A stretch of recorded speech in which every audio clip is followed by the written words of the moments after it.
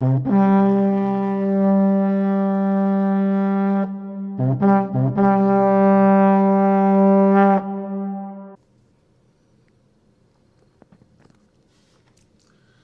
everybody, welcome back to Pixelated Apocalypse. I'm Uberbulge. Double A Ron. Westicles. Oh, well, you get the idea. Yeah. Juicy Well, we fucked up that too. All four of us are here. Yeah. So today we're going to talk about tabletop RPGs. Which has nothing to do with being pixelated, but... Right, but this is a Who cares? This is a gaming podcast, and we actually dropped this a couple episodes ago, but things have come up. People were sick, and then last week, we did the Iwata Memorial. Yeah, so now we're going to finally get back on. We had to do that. We had Yeah, to. we had to. I mean, you can't do a gaming podcast and not do that. Something like that, yeah. So now we're going to get back onto our original schedule. Which, to point out, we're going to do more than RPGs. This is just tabletop gaming in general. Board, card, or just pencil and paper, whatever. Yeah. What have you. And we might as well start with the most successful tabletop game. The original tabletop game, practically. Ever. Or at least the game to popularize tabletop RPGs. But Dungeons & Dragons. D&D. It's all the way up to its 5th edition, which is quite glorious. For those of you who are keeping score, actually isn't the 5th edition of the game. Right. Yeah. I think it actually falls in at like 7 or something like that. 6 8. or 7, I think. Yeah. Yeah. Something like that. Anyway, I don't have enough good things to say about this game. You don't have enough good things? Yeah, I don't have enough good things to say. There's Really? Yeah. You don't like 5th edition all that much? Not really.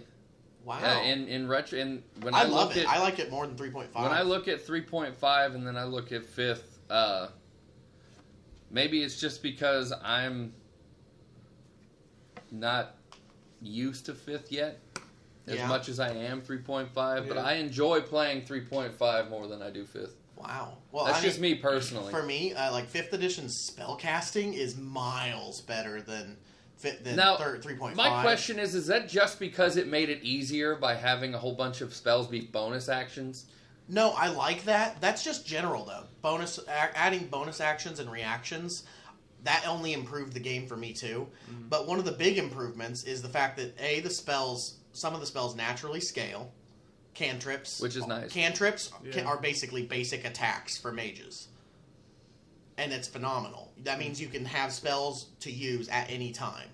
And so you're more adaptable to any situation naturally, rather than being SOL if you're out of spell slots. Well, now I do enjoy that, but That's I wanted you to elaborate, because I wanted to know, based on your experiences playing this game, because Westicles and I have the most experience on this particular podcast playing this game. Yes. Yeah. And that was something that I've heard a lot from not only just my readings on the internet, but from people with spoken word, have told me that the biggest reason they like 5th edition spells is because it made it easier by having bonus action. I do like that, and it is nice sometimes. Which I've got a teleport move that's a Misty Step, I think it's called. Yeah, it's a bonus action. It's nice and get me out of the way of something bad before I cast a spell or something like that. Yeah, it's awesome. It makes you feel a little more powerful as a mage, rather than being able to just throw one spell and hope to God you don't get killed. Yeah, I like the system a little better. It's more adaptable, and I'm trying to think of the word. It's more just generally useful. Yeah. I mean, you still have your powerhouse spells, but of course a lot of spells have been dumbed down, some have been bumped up, so that everything seems like it will be somewhat useful. Yeah. Right. Which is nice. Yeah. To not have just a list full of useless spells. Yeah. Which is, if you're a wizard, you pick your spells, so you're not going to pick useless spells. Well, yeah, we would play with very different divine rules generally, though. Yeah, we do. We have a ruling on divine rules. Yeah. And that's actually the beauty of D&D, is that you can DM rule whatever you want. You can make the game as easy or as hard as you feel like making it. Yeah. We usually run by DM by committee. Yeah. We kind of discuss what we think is fair and what we think is not fair. Well, I wouldn't say we DM by committee, but sometimes we make rulings. If something just doesn't seem right, or if it's not fucking fair at all, we'll put it to a vote sometimes on whether we should alter it. But generally, the DMing still falls to one person. Well, yeah, the DMing as far as like how the game goes, as far as storyline and all that. Yeah, that's adventure one to person. adventure and all but that. I'm talking about strictly like as The far rules. as rule changes and things of that nature. Things that we are like, that's stupid. You know, all in favor, say aye of this rule. Right. Yeah. Well, there's some things in the book that some things come up that aren't even in the book, and then we have to. You know? Yeah. Well, actually, 5th edition, and that's another thing I like about 5th edition. It encourages the creativity within the campaigns by not giving you all the information. It wants you to fill in the gaps. Yeah. Right. It lets you. It doesn't have to define every single little itty bitty thing. It gives you the free reins to make whatever magic item or spell or whatever you feel like that would suit the situation. It's kind of, it basically gives the DM the power he's always had without spelling it out for him. Right. Well, and the thing about that is I think it also eliminates the players being able to argue as much. Yeah. Like, well, because we play with power gamers. You know, not at this particular table, but we have played with power gamers who will argue tooth and nail with a DM about a certain ruling. Well, with 5th edition, it's kind of like, the DM guide says this, and in 5th edition, you can be like, no, it doesn't. What it says is that what I say goes, now shut your mouth. Like, exactly. I mean, makes it a little better for DMs. Like what you were saying about bonus actions, like I actually, in our 5th edition campaign, I play a paladin. Right. You know, which I love the paladin in 5th edition anyway, because one thing, they made it to where you don't necessarily have to play a lawful Yeah, lawful the Oath of Vengeance. Yeah, you can... Oh, that's one of my favorite parts of 5th edition, subclassing. Is the subclasses for each class, but I know what you're talking about with a lot of the spells, because a lot of my spells as a paladin are bonus actions. Yeah, a lot of them are bonus action spells. Most of my spells are just augmenting my weapon. Yeah, You which know? is kind of what I feel a paladin should have. Yeah.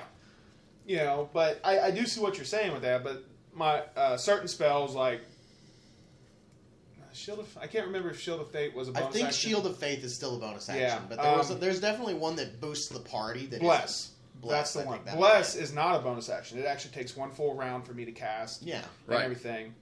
You know, but the biggest part of my It's a nice spells... sizable boost. It is. It is a good boost to the party. But the biggest part of my spells are bonus actions. So. Right, well, that's what I just wanted to know, because like it doesn't really bother me that it makes it easier. I mean, as a DM, especially once we start actually, because right now, the only thing we've DM'd or we've played in 5th edition are based off of module books. Yeah. Once we get out of that, whoever DMs is going to be tearing their fucking hair out, trying to figure out how you're going to even challenge a party of the size that we play with. Yeah. Oh, that's the tricky part. We do play with a larger group. Yeah, than we most play people. with about 9-10 people. I think our full party's actually about 11 I think right or 12. now it's only 8. Okay, it's still 8 Still people. 8, yeah. I think the average party is what, 5? 4? Yeah, something like I'm that. sure. You know, we actually have the good fortunes of, for whatever reason, all of our friends seem to enjoy this game. Yeah. So with that, we have these big parties of 9-10 people, and as a DM, you struggle to find a balance of, okay, well, do I throw this at them? No, because it's just easy experience. Because when you throw, like if I throw, there's that many people. yeah, like if I throw 5 enemies at a group of 8, they're dead quickly. They're not gonna live. It's true. You know, and so you get to this point where, and we figured this out when we started running 3.5 campaigns with this many people. When we really started DMing. It's hard to find a balance of, too easy and, I just screwed my party over. Yeah. Just killed everybody. It's not easy to find that balance. No, and in 5th edition with, and now this is strictly from a DM's point of view, with the addition of bonus actions, which is just, here's a free spell. It's kind of like, well, what am I going to throw at you guys then? Actually, though, and not that we've really looked into it much since we've been running modules with preset monsters and such. Right. But I've looked through the entirety of the Monster Manual, which is easily the best RPG book I own. Right. The 5th edition Monster Manual is glorious. But holy shit, the monsters are as more adaptable and interesting as we are. Yeah. I would hope so. And they are. They've got new abilities that balance out. And, of course, some of them are just still broken as hell. I'm looking at you, Tarask. Well, that's supposed to be. Right? It's a campaign ender. That's what that is. It's the I'm tired of this campaign monster. Yeah, if you can beat a Tarrasque, which good luck. But if you can do it, then I like the fact that it has the appropriate challenge rating now of 30. Yeah, instead of 20. Yeah. But that, I don't know. Like I said, I think it's just familiarity at this point, but I still enjoy 3.5. I don't dislike 3.5, but I've actually quickly adjusted to 5th. Especially with the fact that when you create a character, it forces you to take on character traits. Yeah. Which is something that I actually love. That makes you get into your character because for me, personally, the best part about this game is the role-playing aspect. Yeah. It's the RPG aspect of this that I actually really thoroughly enjoy. And with, and now this is all really up to the DM to enforce this, but with 5th edition, the character sheet shows... Like, the first one is the business side. Yeah. But it shows, you can make your background and all that stuff. Yeah. But it also, it's in the book as well, but we also ruled that you could make up your own if you want to. But it kind of forces you to stick with particular personality traits. Mm-hmm. Yeah. What you stand for, what you just can't stand, your character flaws, things of that nature. That's all right there for the world to see, quote unquote, when you're playing, because it's on the character sheet this time. Yeah. Right. Not just in the back of your character's mind. The entire second page of a character sheet is for personality, background, and superfluous information. Mm-hmm. Information that's literally just for building your character. Right. And, like I said, with me enjoying the RPG aspect most of all, which, I think that was just an ingenious thing to put on the character sheet. And they really helped expand that with the 5th edition. They really did help expand players' ability to get into a character. Yes. You're not just creating stats anymore. If you pick a character that actually appeals to you. Like, I'm having a really hard time, playing this paladin. Because it's the first time I've actually played a paladin. A character like this. Even though he's a chaotic good paladin, you still got to have that paladin mindset. Yes. And it's very... You still have to be very... This is what needs to be done. Yeah. And that's kind of hard for me, because especially since you're used to rogues. Yeah, I like playing rogues, in any RPG that gives you a choice for a class, whether it's video game or tabletop or whatever. I always like playing rogues. Yeah. But I wanted to try something different. So I tried Paladin is different. And it is an excellently different choice.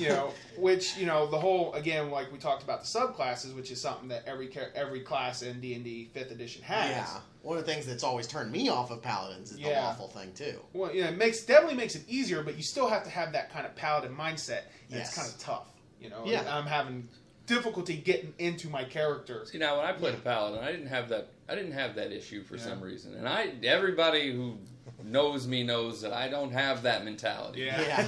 I mean, in every role-playing game that I've ever played that's given you a choice, I'm always an evil bastard the first time I play through it. Yeah. Right. I don't have a paladin mentality, but for whatever reason, playing a paladin in D&D is actually very easy for me. Yeah. I actually have yet to play a character that I couldn't, get into, viscerally, I've played characters I couldn't really get into, but for the most part, I'm good. Cerebrally, I can just see myself as it, so it's not a big deal for me. You also have that acting background in real life, too. Which works out really well for you. That's very true, but, that's by choice. Yeah, it's by choice, but not you still I was born a damn actor. Yeah, but you... I came out of the womb right onto the stage. Yeah. That didn't happen. But... I'd like to get your perspective on this one, Juicebox, because you're really young to this game. You just started. Yeah, this past or few months. Yeah, you just started. You're not even a year into this yet. Yeah, we just started in, I think it was October. Yeah. Oh, well, yeah. About 6 months. We were playing 3.5 at that point. Yeah.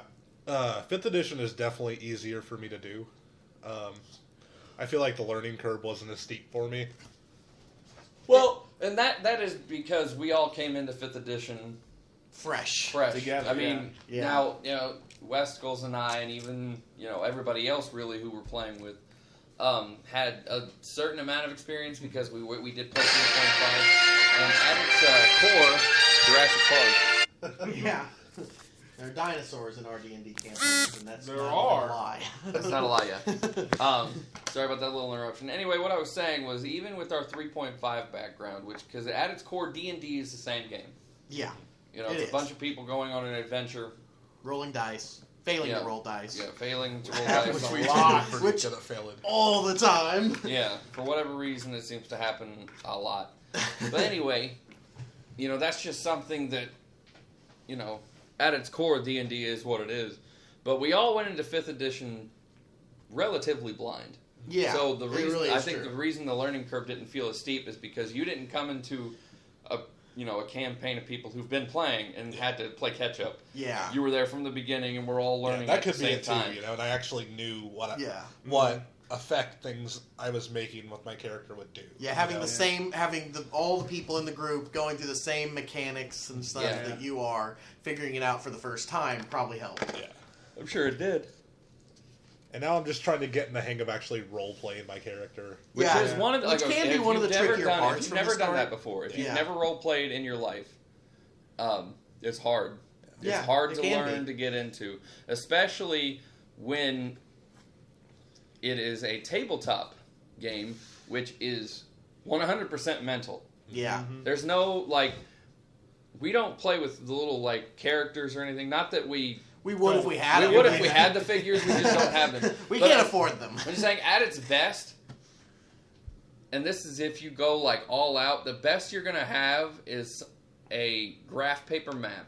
Yeah.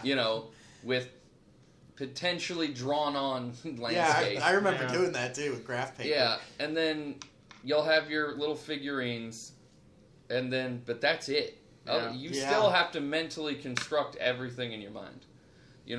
And for me, like I said, maybe it's just me. It's easy for me to do that. Oh, yeah, I can picture... For 90% of the time, I can get right in. Oh, yeah, I can picture when we're in a dungeon or something, or a cave... Yeah. Imagining what's happening. Oh yeah. No, I guess for me, it's the whole thing is easy for me.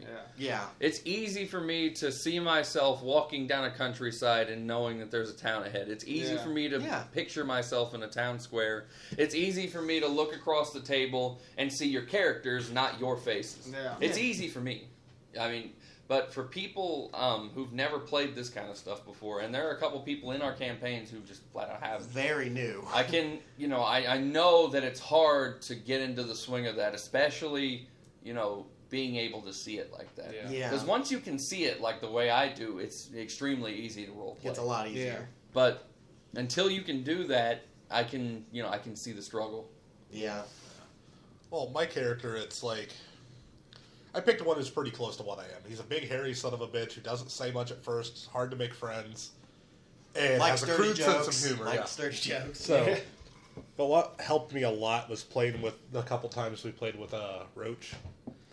My character hates this guy. Oh, yeah. It's so easy to get into character when you've got a character has that's this easy thing to hate. where he, fights for people who can't fight for themselves. And the time when he made a stupid mistake and killed that innocent woman. Oh man, I punched him in the face. I really just wanted to kill him, and then when he would not make amends for it in any way, and then he's holding a stupid grudge against me. That made it a lot. And easier. that's actually one of the other beauties of D&D is bringing that many different. See, and we haven't gotten into this much in our campaign because, like I said, it seems to be hard for the people in our campaign to role play. Once everybody at the table starts to get into that swing of things, you guys are going to find role-playing so much easier. Yeah. Because that's what this game does, is once you finally get in the hang of this, you lose yourself in it. Yeah. And that's what I love about it. Yeah. I love getting a group of people together and losing yourselves in a whole nother world for a couple of hours. Yeah. Mm-hmm. Not even thinking about your real-life stuff. Yeah. And that's what these things are meant to do. It's meant to take a couple hours out of your day and have fun with it. Yeah. And that's D&D does a really good job of that. It does an awesome job of tying, all of those aspects of role-playing games that we love. Yeah. And, also making you think and just, just And generally... improving your math skills. Yes, definitely. It will improve your math skills. Definitely. Yeah. But, yeah, it's a great game. I thoroughly enjoy it. Oh, me too. Yeah, me too. And I don't ever. I'm so glad we as a group decided to start really playing D&D. Yeah, I don't ever see myself not playing this game. Yeah. Even far into my elder years, I'm sure I will still be playing. Be a bunch of old people in wheelchairs gathered around the table. No, fuck, why not? And we'll be rolling dice on our fucking holographic LED watches. Yeah, why? You know what? The thing why not though? No, I would rather be fantastic. stuck in a nursing home with all of you people playing D&D Right? than pretty much anything else. sitting in a rocking chair hating everybody that walks by my street. Like Yeah. I'd rather do that. Why choose? Do both. Why don't we do that around a table where we sit in game in rocking chairs? Yeah. Hating everybody that crosses our imaginary street. Right, why not? But I'm saying, like, I can't, and it's a bonding game, too. It is. You start to, and kind of like you were saying with Roach, you find aspects of your friend's personality that you either hate or you love. Because when you play a character, normally those thoughts, especially if you play it well, like Roach does, Yeah, you know that those thoughts have crept into that person's head at one time or another. Yeah. But that's what Roach, what he's referring to is, and Roach has played the same character every time. No. I would say his character William Wallace was actually different than his usual. Yeah. He was more playful. I guess. I mean, though, don't get me wrong. When the guy I don't remember the name of his character that created our fucking voodoo doll pervert. I don't remember. Thing. That was in my campaign. It was in your campaign. I just don't remember his character's name. But Reese was the little doll. What's wrong with Reese? No, Reese was hilarious. Reese is awesome. Reese was the cut-off face of an orc on a wooden doll with a ruby and an emerald for eyes, and he was a little perverted asshole son of a bitch. Yeah, because I crafted him. Yeah, it was awesome. You rolled a nat 20 on that craft. Yeah. That was a perfect crafting. Perfect. He was a little boy for all intents and purposes. For a few moments, he was just a little boy for sure. And then the wizard got a hold of him. Yeah. Yeah, and bad things happened because Tom, allegedly Tom was off his meds. But it's good stuff. Yeah. But no, what I mean by that is, like, in essence, like, his character is almost exactly the same. Yeah. Like, if you I guess with his Wallace character, he had just come up with more backstory to work with and had a truly compelling character motivation. I suppose. And so he was more driven toward it. The only thing I can say to that, though, is if we ever do go back to that campaign, Westicles, punch him in the face. Punch him in the face and let's see if he holds the grudge. No, he might do the same fucking thing. Yeah. He's going to. Yeah. Which is a Well, actually, I can't punch him in the face. Yeah, because you're DM. I'm DM. Oh. Yeah, but you could just have some guy, pop out of nowhere. Hey, fuckface. Yeah, exactly. Yeah. And that's from me. Yeah. God says hi. Boom. Yeah. But I love this game. Yeah, it's great. It is a great Lots game. of memories, lots of good times. But that's a trap you can easily fall into with D&D, is running the same character. And it's tricky not to. Yeah. It's very tricky not to. But we're going to move on from D&D now. Yeah. Before we, spend 4 hours talking about this Which game. we could. Easily. Very easily. We're going to go to another game that we enjoy. This isn't an RPG, but it is a tabletop game. It's actually a deck-building game. Which I'm finding I love deck-building games. Yeah. It is the DC Comics deck-building game. It's, damn, is it fun. It's a lot of fucking fun. It's very addicting, too. Yeah. I haven't ever, I've never been able to find myself to just play once. Yeah. We end a game and it's like, all right, let's do this again. Yeah. At least that's how I feel. I love playing it. Well, the more expansions we've gotten, though, the villains pile gets huge. So one game can take 2.5 hours. Yeah. But it's pretty awesome. It is. It's fun. Fast-paced. It's pretty easy to learn. For those of you who are not familiar with deck-building games, what you do in a deck-building game is you usually start off with a deck of about 10 cards. And usually those cards consist of... your basic stuff. Yeah. Just your basic, because for deck-building games, usually there's 3 to 5 cards that are laid out in front of you in a big deck of cards. Then you have your own personal deck. And then what you use is those basic cards you got from your personal deck have points on them. And you use those points to buy the cards that are from the big deck. and then you keep going like that. And every time you run out of cards in your deck, you take your discard pile and you shuffle it in, and then you can use that's some now of the your cards deck you again. bought. Yeah. Basically, the object of this particular game is that there's a villains pile. Supervillains. Yeah, there's a supervillains pile, and the object of the game is to buy, quote unquote, or defeat, however you want to look at it, all the supervillains. Once all the supervillains are defeated, or however you want to look at it, then you take all the cards that are in your personal deck, and at the bottom right-hand corner, there's a star with a number value in it, and that number value is your victory points.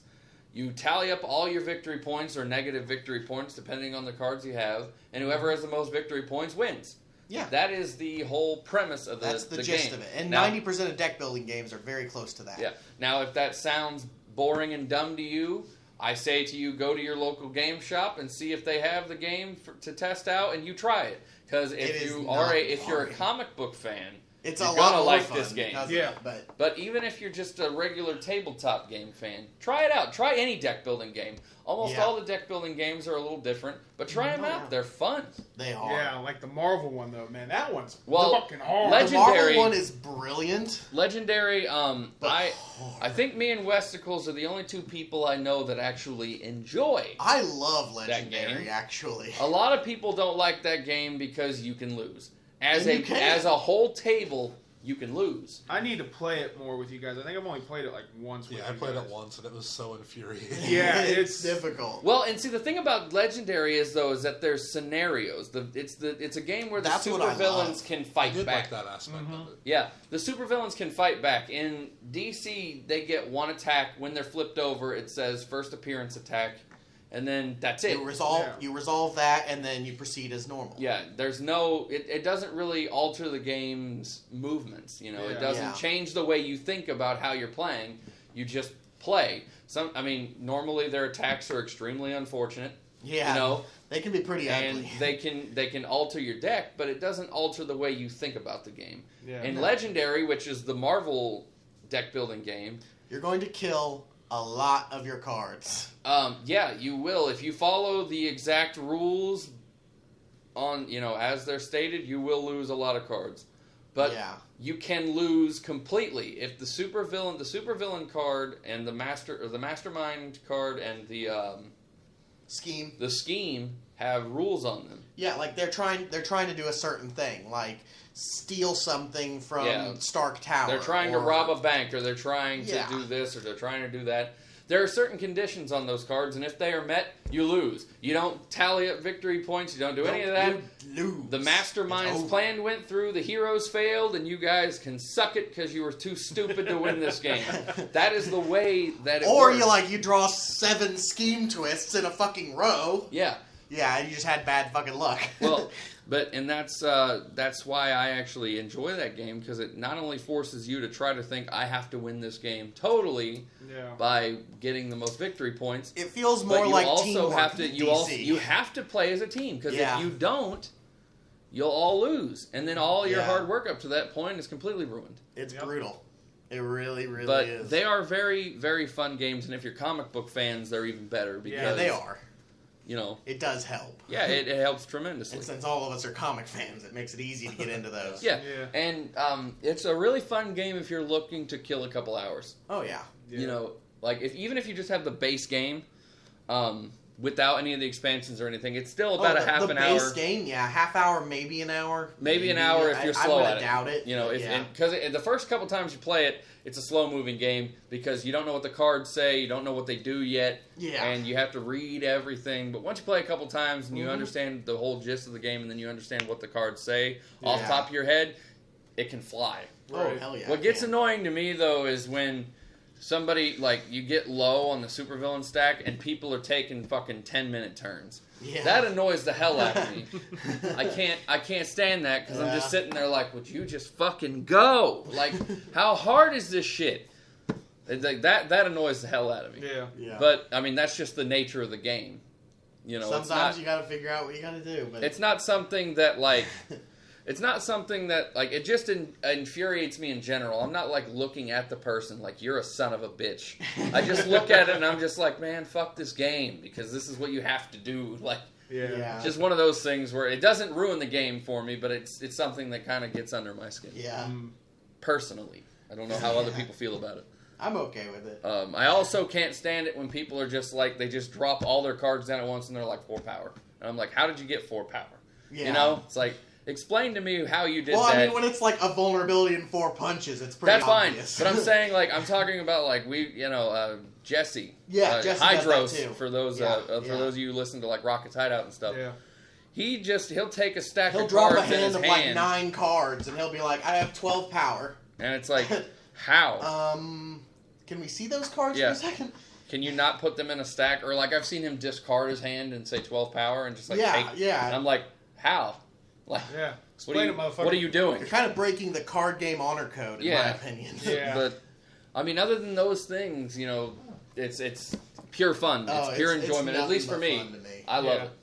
Yeah, and then since we've got so many expansions, our deck is probably, I don't know, 8-9 inches tall. Like the grand scheme of things, the main deck. Oh yeah, the main deck is pretty tall. And the supervillain deck is like 30, I think. It's crazy. I think there's 20 villains or something like that. And there's like 3 more expansions now. Yeah, that we don't even have. And there's a Teen Titans expansion. My little brother just bought it, actually. He wants to come over here and demo it sometime.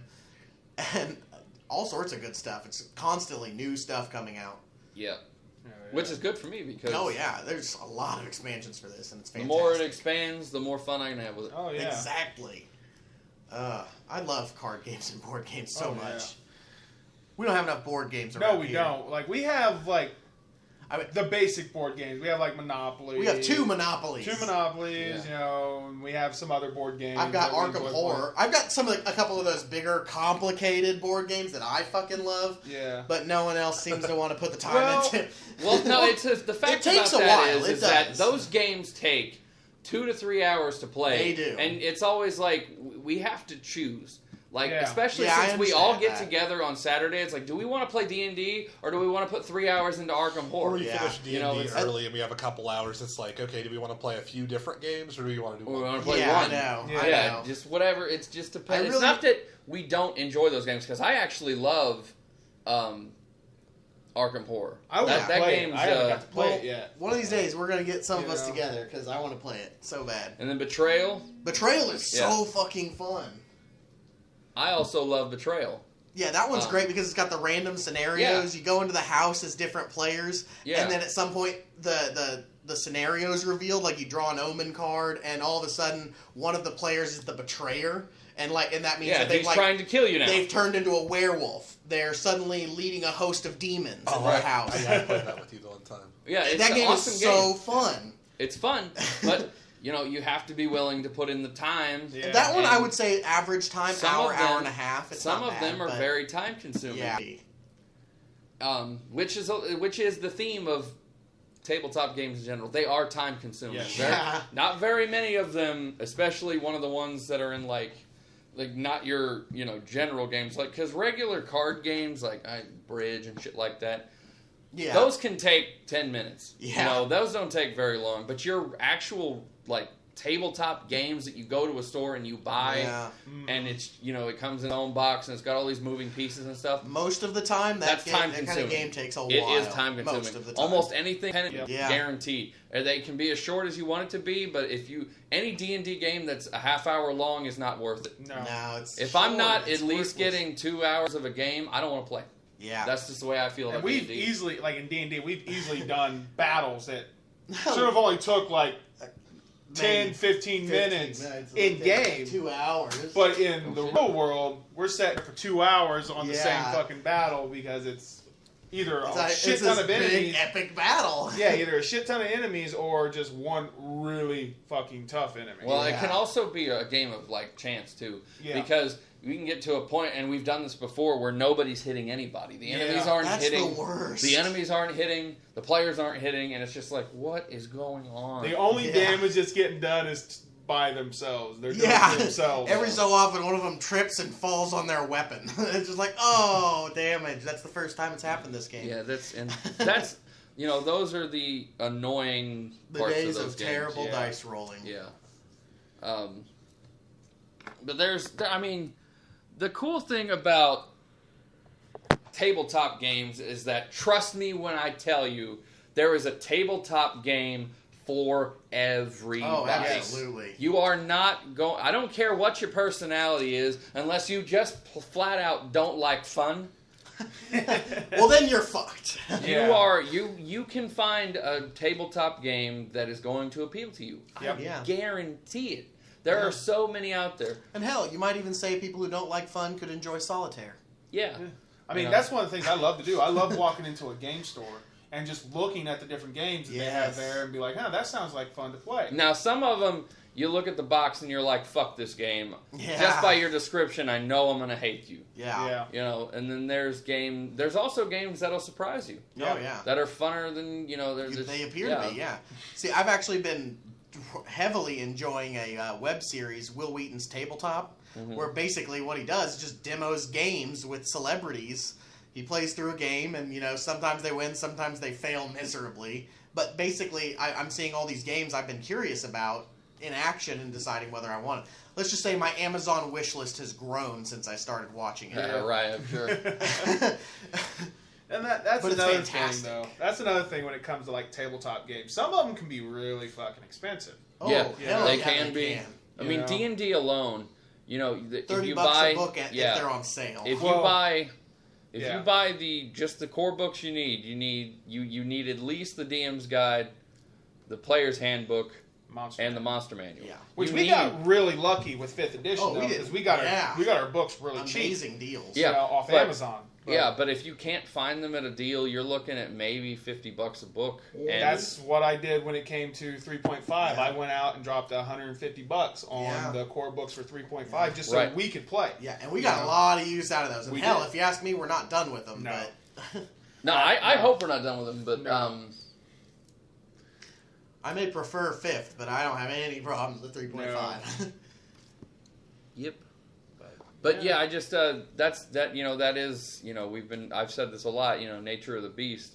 These games are expensive. Yeah. The board games that we were talking about. I mean, like Arkham Horror and Betrayal in the House. 60, 70. Well, actually, I watch deals. That's when I get my board games and stuff. So I got Arkham Horror, I think, for $25, and then Betrayal for like $20, I think. Those are really good. I watch Amazon. Yeah, but still, I guess you still spent $45 on those. Which it's not crazy. I'm just a bargain shopper. But I'm saying if you go to a store, like especially if you go to a local game store, no, if you buy it at box price, you might be looking at $80.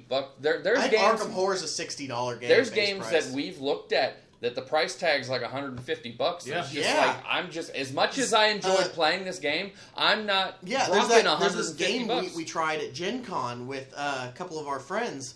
Zombicide? Yeah, Zombicide. Damn, I'd love to play that game, but I looked up the fucking price. It was like $80 just for the basic set. And it's like, I'm not paying, as much as I enjoyed it, it's like $80 for this.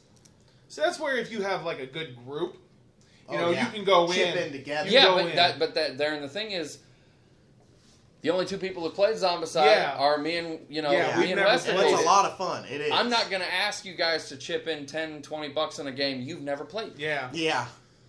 So, but that's just if you can afford these games, they're great. They're super fun. But sometimes they're a bit out of the a little out of the price range. A little bit out of the price range. But like I was saying, though, there are thousands of tabletop games out there. I guarantee you can find one for you, and guarantee you can find one at an affordable price because we have. Oh yeah. But that is actually probably all the time we have to talk about tabletops. We will be back on this topic, guaranteed. Oh yeah, easily. We love our board games, card games, tabletop RPGs, etc., etc., etc. But it's good stuff. It's great stuff, and we'll definitely touch on this topic again down the road. Oh yeah. Yeah, there's no way we won't. Yeah. But I think that's going to do it for us here at Pixelated Apocalypse, so we're going to go ahead and wrap it up. I'm Uber Bulge. Double A Ron. Juicebox. Westicles. Later.